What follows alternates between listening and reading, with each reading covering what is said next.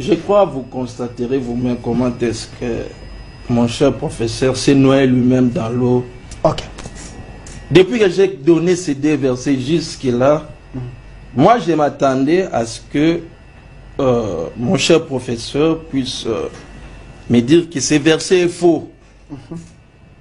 Tantôt on parle du Père, de la permanence du Saint-Esprit, tantôt on parle de la chanson, il a même chanté. Je ne sais pas on parle de quoi. Si on doit revenir dans la thématique, nous sommes venus parler, est-ce que Père spirituel, c'est biblique ou pas? C'est ça la grande question. C'est la question qu'il faut répondre. Ok. Oui. Parce que, à moins que l'évangéliste puisse dire clairement au public que ce verset est faux, qui demande à ses adeptes de ne plus lire ça. Ok.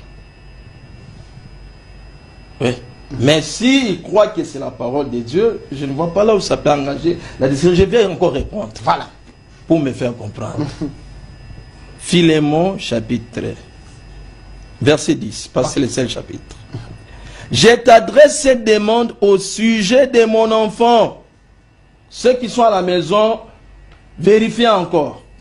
La version du Semeur 2015. Onésime, dont je suis devenu le père spirituel ici, dont moi Paul, je suis devenu le père spirituel ici, en prison.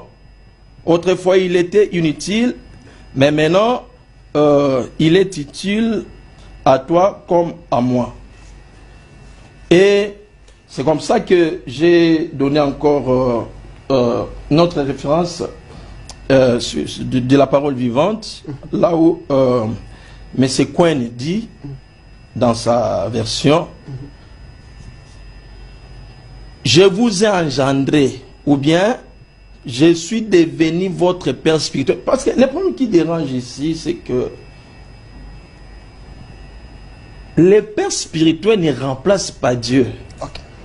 Parce que Paul, en disant je suis devenu votre père spirituel, parce que les versets ou bien les concepts il a lu ça de Paul. Les choses dont nous parlons ici, c'est écrit plus de 2000 ans déjà passé, beaucoup d'années passées. Ce n'est pas Epaphras qui a écrit ça.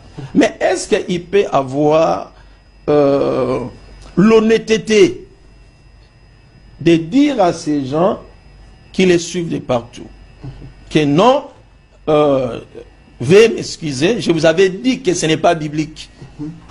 Mais peut-être dans la version que j'avais lue, j'avais mal compris. Mais ici, qui ça est venu éclaircir les choses.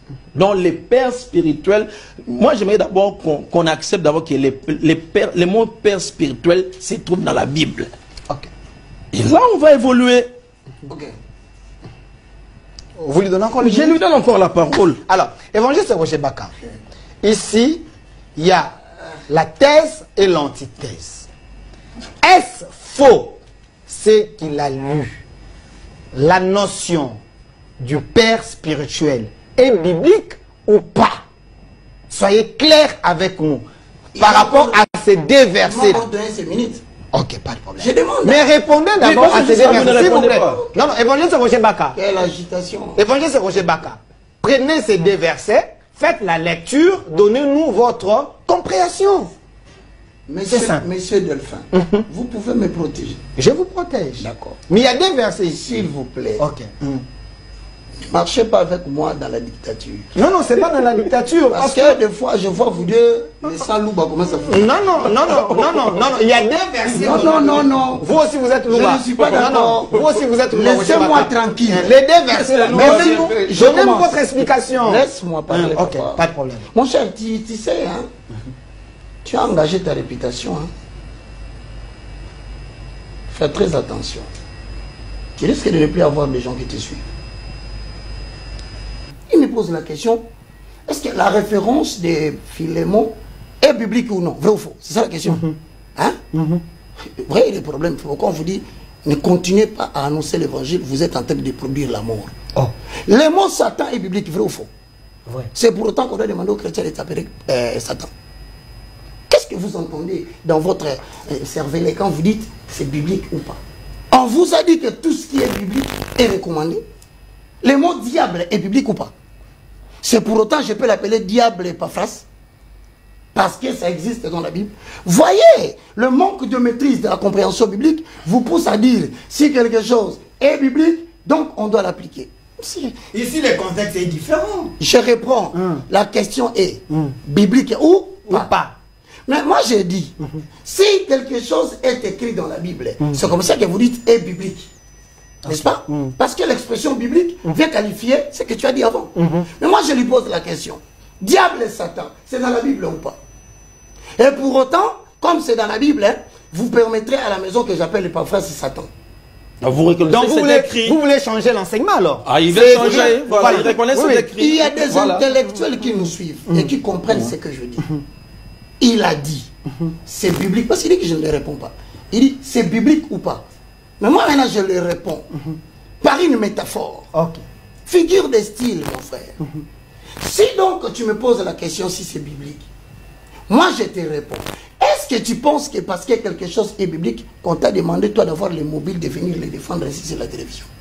Les mobiles, quel est le mobile pour lesquels tu veux défendre ça?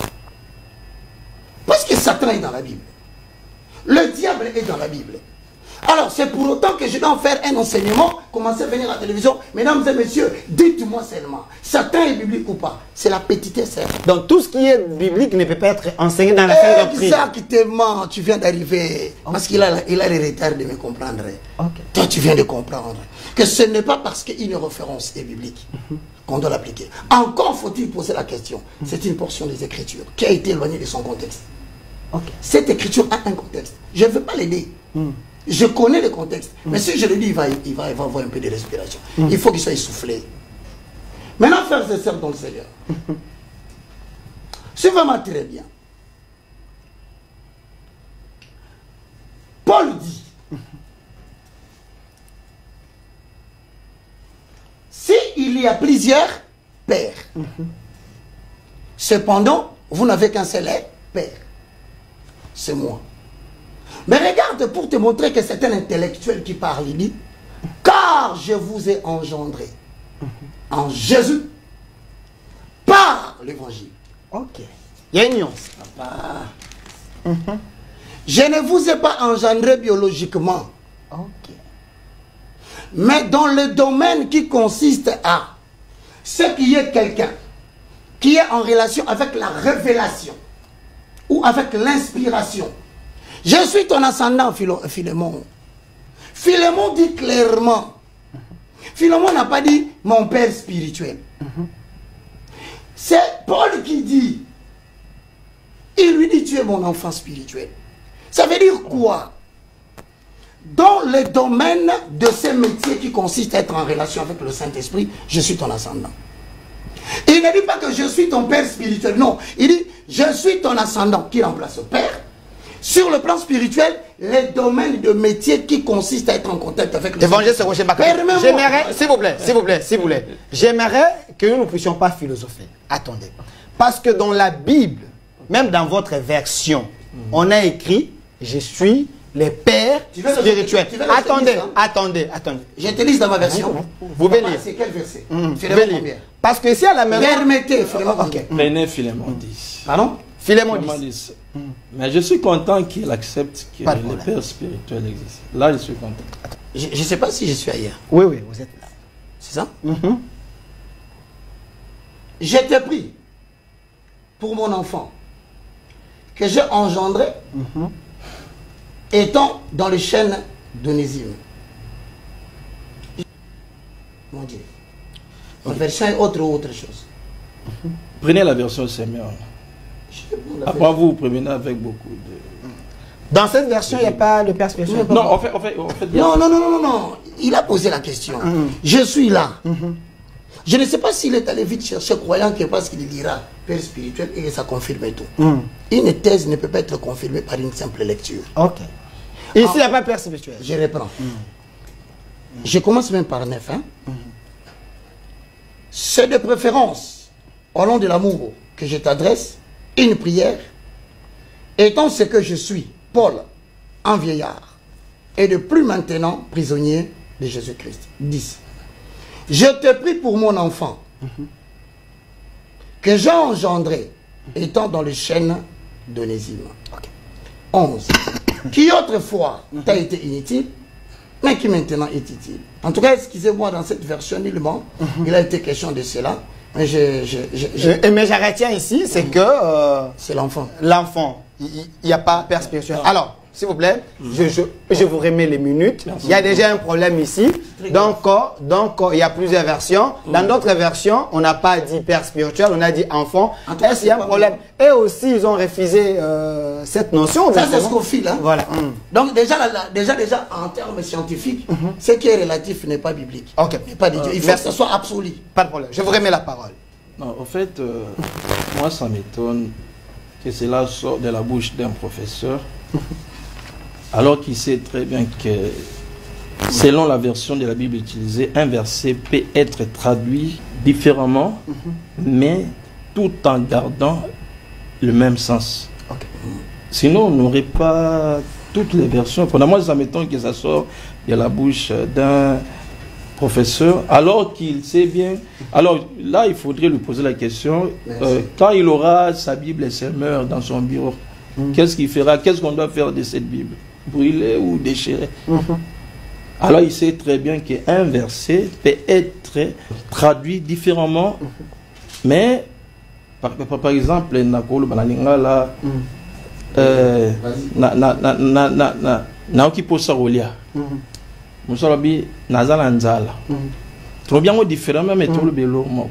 En fait, lorsque il parle d'engendrer, c'est ce que Semeur a dit la même chose, mais autrement. Parce que la problématique ici était les mots père spirituel n'existaient pas dans la Bible. C'est ce que j'ai voulu faire comprendre à l'évangéliste. Et biblique ou pas? Et n'est pas biblique parce que dans la version que jusque-là il a lue, il n'avait pas vu ça. Alors qu'il a fallu peut-être patienter, vérifier dans d'autres versions. C'est pourquoi j'avais dit que c'est un problème qui n'allait même pas engager un débat. Bon, il a évolué dans son explication quand il a dit tout ce qui est biblique ne peut pas aussi être que prêché parce que non, mais c'est biblique. Non, là c'est grave. Là c'est grave parce que il refute les saintes écritures en public comme ça, c'est grave. Il sait très bien que ici on ne parlait pas du diable. Ça c'est hors sujet. On ne parlait pas de Satan. Ici c'est un homme appelé par Dieu, Paul.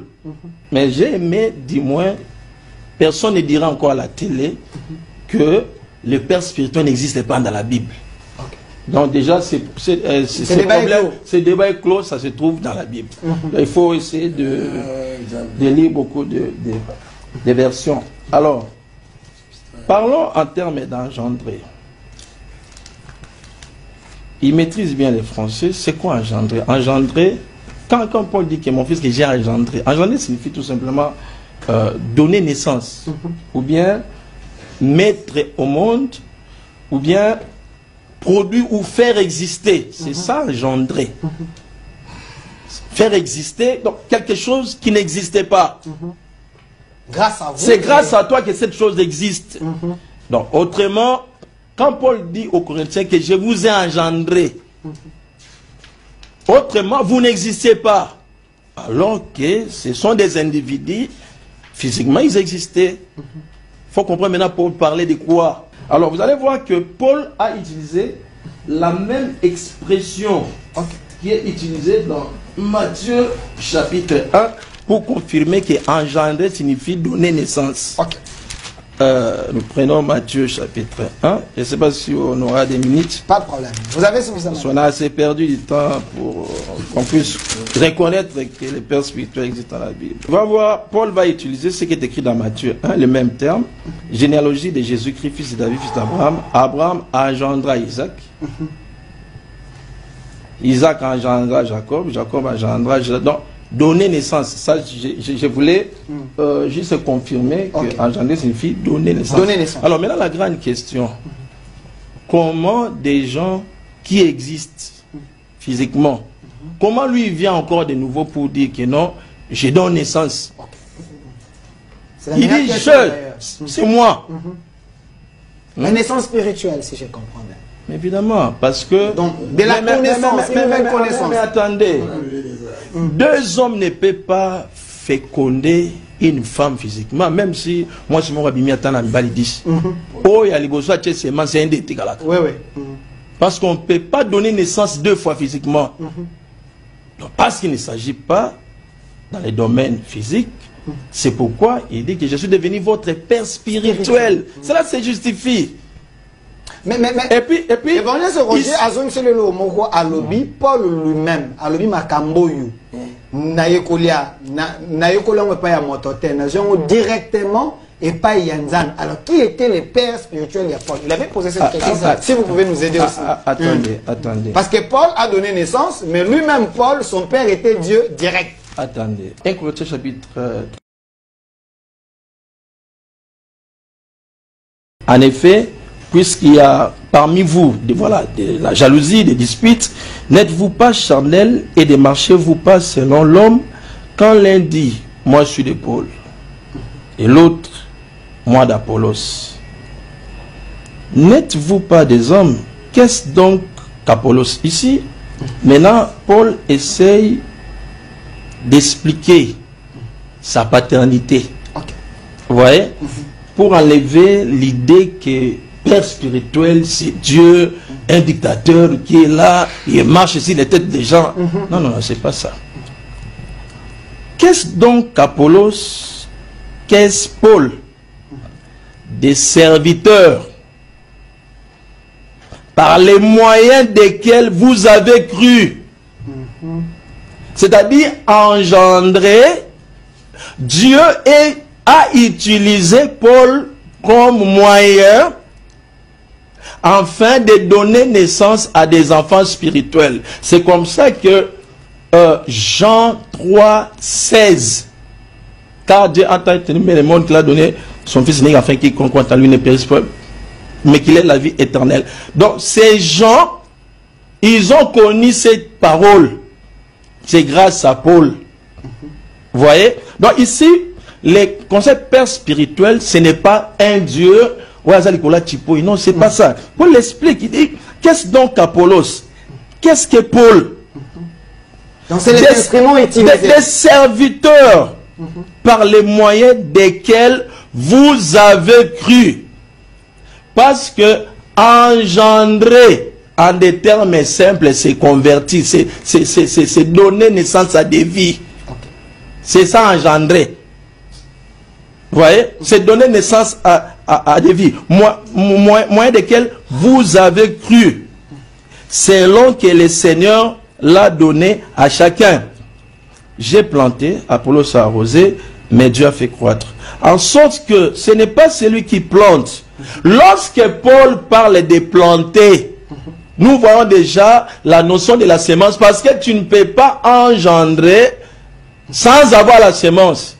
C'est normal que les profs disent qu'il n'est père de personne. Il dit qu'il n'a pas la semence. Parce que tu ne peux pas être père si tu n'as pas la semence. Donc, quand il dit que c'est moi qui vous ai engendré, donc j'ai déposé ma semence en vous. Vous étiez un terrain vide. C'est grâce à moi que vous existez. C'est pas moi qui le dis, c'est la Bible. Mais c'est pas dans le sens d'une divinité, un père là, qu'on doit adorer. Non. Et puis c'est Paul parle en toute humilité ici. Il explique les concepts père. Parce qu'il y a eu des divisions. Quand Apollos enseigne, les gens sont touchés. Et puis il y a eu des divisions. Il a dit non. Nous sommes des simples canaux que Dieu a utilisés. Au moyen desquels vous avez cru. Donc Dieu est passé par nous pour que vous puissiez écouter la parole. En sorte que, s'il vous plaît, en sorte que ce n'est pas celui qui plante qui est quelque chose. Il parle, il y a sémence ou il y a parole de Dieu. dans la vie des gens. Ça, on a déjà compris. Non, non, s'il vous plaît, s'il vous plaît, s'il vous plaît, je vais revenir. Ni celui qui arrose, mais Dieu qui fait croître. En fait, Dieu, dans sa manière de faire, Dieu a plusieurs manières d'appeler ses enfants. Pour répondre directement à votre question. C'est-à-dire, Dieu n'est pas obligé de condamner, hein, de passer toujours par un père pour faire convertir les gens. Okay. Non. On n'a pas dit ça. Il est souverain. Il est souverain. Paul était sur le chemin de Damas. Du coup, une lumière, il devient aveugle. C'est comme ça qu'il a eu son appel. Vous voyez. Mais c'est là, j'ai répondu à votre question directement. Ouais. Cela ne contredit pas cette notion de la paternité.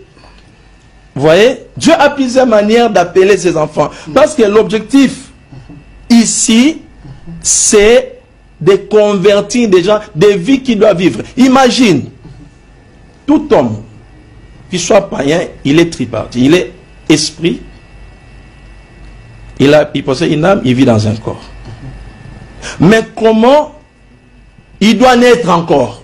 C'est-à-dire, lorsqu'on n'a pas encore accepté Jésus dans sa vie, comme Seigneur et Sauveur, osez aimer. Mais lorsque la parole de l'évangile vient au travers de celui qu'on appelle Père spirituel ici, c'est grâce à lui maintenant que tu commences à exister spirituellement, parce que ça paraît un peu bizarre. Comment toi, Delphin, tu existes, mais Paul dit, c'est moi qui vous a engendré. Donc on est la seule qui a existé. C'est clair. C'est pourquoi il a dit que je suis devenu votre Père spirituel au moyen de l'évangile. C'est-à-dire, Dieu utilise l'évangile. Donc l'évangile, c'est les moyens. Donc les moyens pour engendrer là, c'est l'évangile. Merci. Merci, évangéliste Epaphras. Je vous ai laissé suffisamment de minutes. Je pense que les gens qui sont à la maison, ils ne vont pas me tenir rigueur. Alors, évangéliste, c'est Roger Baka. J'aimerais directement revenir. Nayo, il y a une question où il est un esprit. Quand les pasteurs dans l'église, dans le Baka, Dieu d'Abraham, Dieu d'Isaac, Dieu de Jacob, ils font allusion à des pères qui ont existé dans la foi. On suppose que Baza, on est un aligné one. Même Jésus lui-même, la généalogie spirituelle, est définie dans la Bible. Est-ce que cette notion peut tout boire quand on libanda, tout en parce que la Bible les a les dogmes. Toi, tu penses vraiment que Isaac a fait beaucoup de choses plus que Moïse? Si je te pose la question, toi tu lis la Bible. Jacob, tu penses vraiment qu'il a fait des choses extraordinaires comme Moïse? Mais pourquoi on ne dit pas Dieu d'Abraham, Dieu d'Isaac, Dieu de Moïse? On dit seulement Dieu d'Abraham, Dieu d'Isaac, Dieu de Jacob. Il s'agit de l'alliance, papa. Ok. C'est ça ce qu'on appelle le ministère prophétique dans le cadre de l'alliance. Dieu n'a choisi que ces trois-là. Il a estimé que, selon son bon désir, il devait persévérer avec les trois et arrêter. Pour entrer dans autre chose. C'est pourquoi on ne dit pas Dieu de Moïse. Je suis totalement déçu. Je crois que les gens qui ont poussé Epaphras, mon frère, à venir ici, j'espère que vous avez déjà zappé. Vous commencez à constater, il y a autant de pères de comment voulez-vous je dirais ça après. Mon frère, comment tu fais la confusion entre par les moyens et la grâce?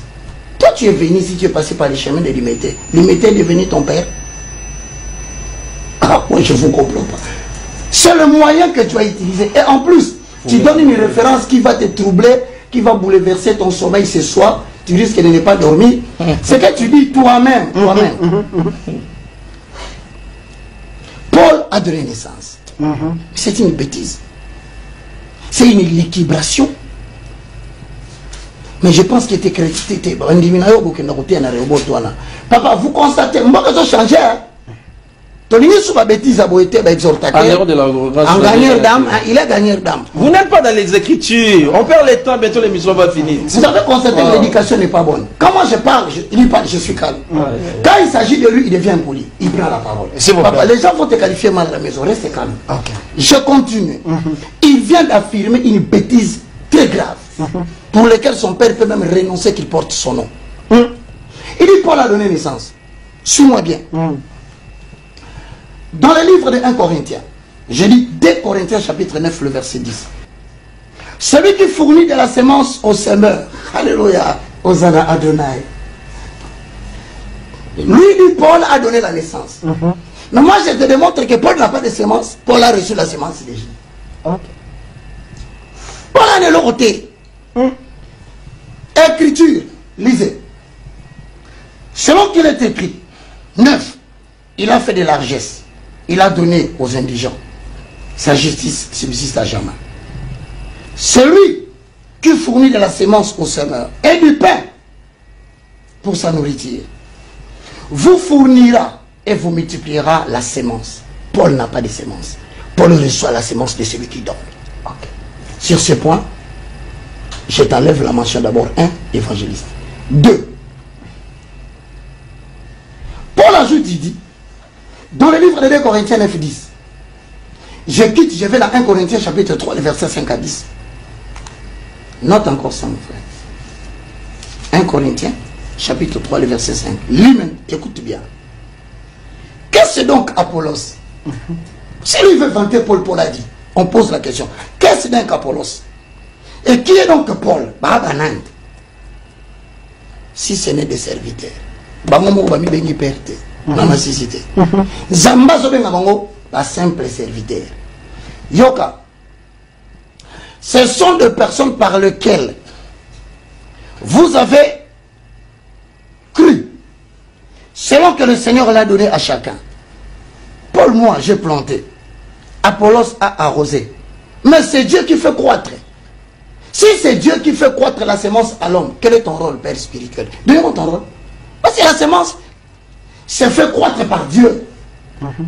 Puisque lui croit au Père spirituel. Il croit que la sémence qu'il a reçue lui, pour devenir aujourd'hui exhortateur, avec des erreurs qu'il vient de commettre ici, c'est son Père qui lui a fait voir ça. C'est Dieu qui fait croître, même les assistants qui sont là. Je leur dis, tels qu'ils sont là, je ne serai jamais votre maître. Votre maître, c'est Dieu. Monsieur Epaphras, en accord avec le livre d'Apocalypse 22, 18,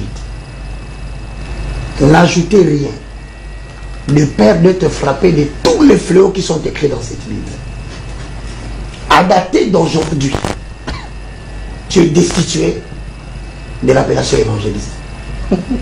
Par conséquent, je suis sérieux. Tout celui qui prêtera son oreille à un produit semi-fini, qui communique et distille la mort avec déception à la télé, sera maudit. Merci. Merci beaucoup d'avoir eu l'audace d'être là. Merci. Merci, évangéliste Roger Bacla. Le mot de la fin pour évangéliste Stéphane. Je vous donne la parole. Oui, le mot de la fin. En fait, on a constaté juste l'agitation. Donc, je suis très heureux. Je sortirai de cette émission. Mais c'est Bacla ne dira plus à la télé. Le mot père spirituel n'existait plus dans la Bible. Aujourd'hui, au moins, il a vu. Il ne peut plus nier. Là, au moins, je suis d'accord. Et puis, je réaffirme encore, ce n'est pas la parole d'Epaphras, c'est Paul qui le dit. 1 Corinthiens 4, 15, c'est moi qui vous ai engendré. C'est moi, Paul. D'ailleurs, je vais encore ajouter Acte 18, à partir du verset 9 à 10, pour confirmer que Dieu passe toujours par quelqu'un. Le Seigneur dit à Paul en vision pendant la nuit, ne crains point, mais parle, ne t'éteins point. Car je suis avec toi et personne ne mettra la main sur toi pour te faire du mal. Parle, car j'ai un peuple nombreux dans cette ville. Donc ici, pourquoi Dieu n'est pas passé lui-même, gagner les gens, mais il passe par Paul pour engendrer les gens. Donc, on a compris qu'en dehors des injures, des philosophies, mais sur les plans bibliques, M. Bacla n'avait pas les Écritures. Donc... On vous fait un don d'un... C'est un livre que j'ai écrit, ça peut t'aider. On vous donne, c'est quand même un cadeau à la télé. On voit ton savoir. Mais déjà, il a des erreurs comme ça. Merci, évangéliste Epaphras, responsable de l'église Rehoboth. Merci d'avoir répondu à notre invitation. Merci également à l'évangéliste Roger Baka, le moindre de tous. Au revoir.